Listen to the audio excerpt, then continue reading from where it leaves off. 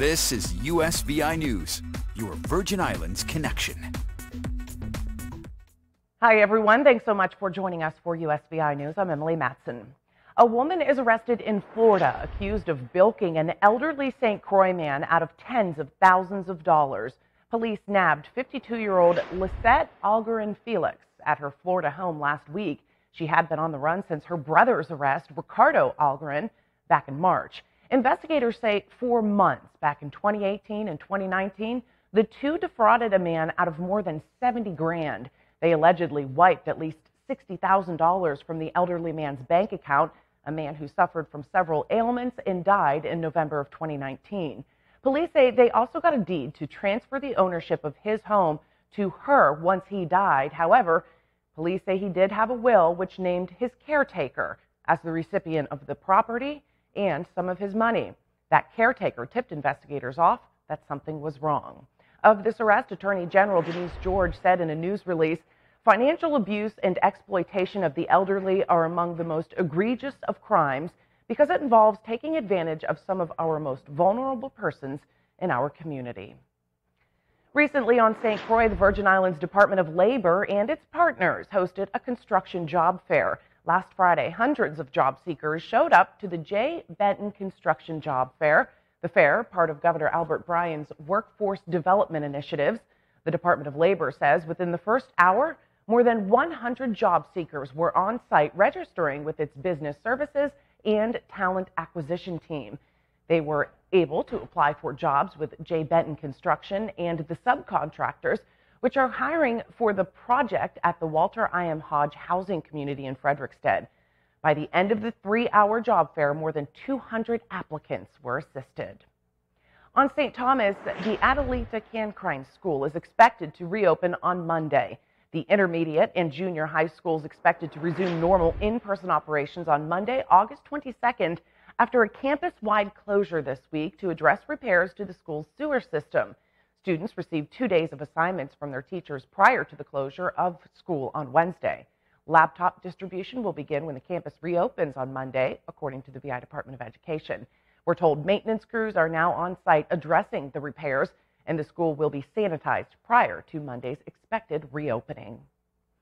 The White House National Monkeypox Response Team announced a series of actions in response to the monkeypox outbreak.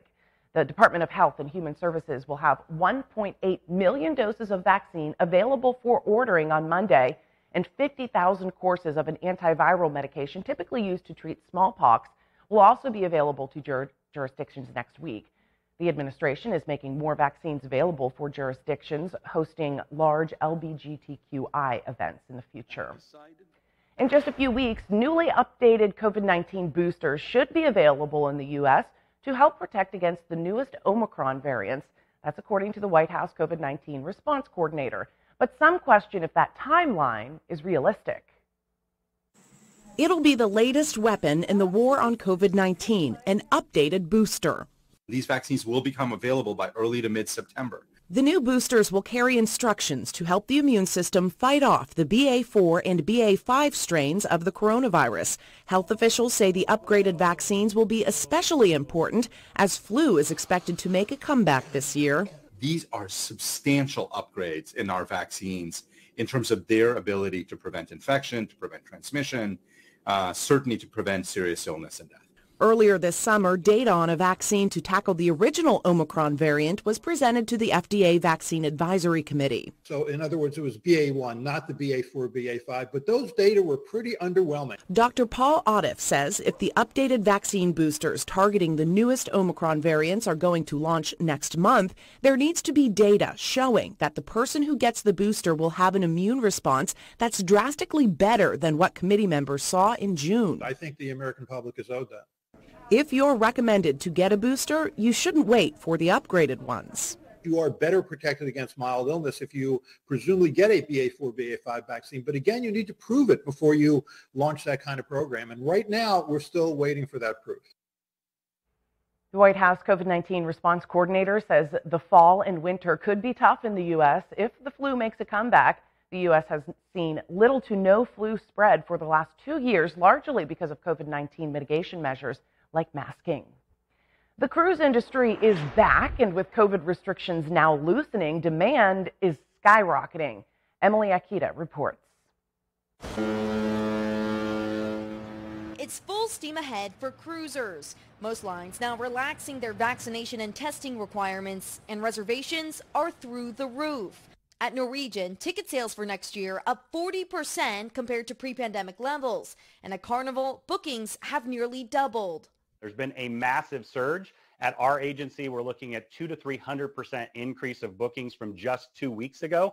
Strict vaccine rules were essential to the cruise industry's comeback last summer, when the CDC made it all but impossible for the unvaccinated to sail, and most passengers had to show proof of a negative test.